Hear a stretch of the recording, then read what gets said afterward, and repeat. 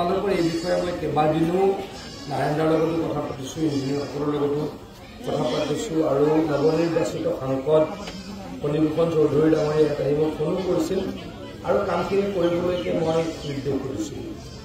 আজি ইয়াতে আহি বুজিলোঁ যে আমি যদি অলপ 300 মিটাৰমান জাগা আমি মথাউৰিটো যদি ৱাইডেনিং কৰোঁ আৰু যদি অলপ গৰাখহনীয়া হয় তেতিয়া হয়তো আমি বাচিব পাৰিম। কাৰণ ব্ৰহ্মপুত্ৰৰ গৰাখহনীয়া কেতিয়াবা ধৰিব নোৱাৰি, একেদিনাই 200 মিটাৰ 300 মিটাৰ গৰাখহনীয়া হয়।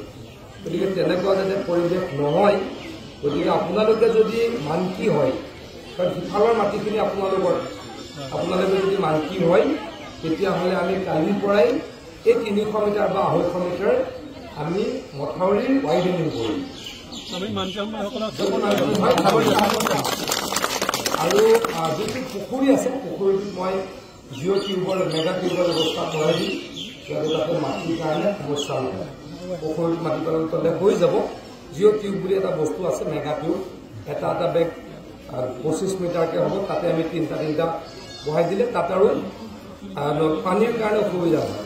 সেইখিনিও কৰি দিম। পৰৱৰ্তী সময়ত খৰালিত আমি এই অঞ্চলটো এনেকৈ আমি প্ৰতিৰোধ কৰিব পাৰোঁ, গৰাখহনীয়া প্ৰতিৰোধ কৰিব পাৰোঁ, প্ৰতিৰোধ কৰিব পাৰোঁ, তাৰ কাৰণে নিশ্চয়কৈ কাম কৰিম।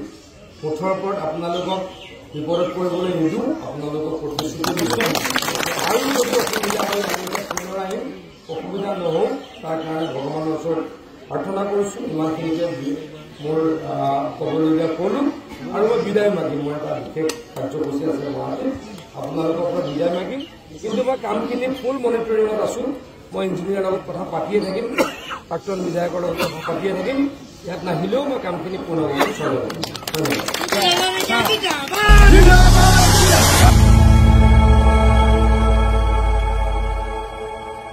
খবৰৰ আঁৰৰ খবৰ, ব্ৰেকিঙৰ হুলস্থুলৰ মাজত ৰৈ যোৱা সমাজৰ নেতিবাচক বহু খবৰ, ৰাজনীতিৰ পৰা সমাজ নীতিলৈ, খেল জগতৰ পৰা কৃষি খণ্ডলৈ, ছবি জগতৰ পৰা সাহিত্য চৰ্চালৈ, বৰাক ব্ৰহ্মপুত্ৰৰ লগতে উত্তৰ পূবৰ সাতভনীক সামৰি অসমৰ সংবাদ জগতত নতুন সংযোজন Assam north east news live 24/7।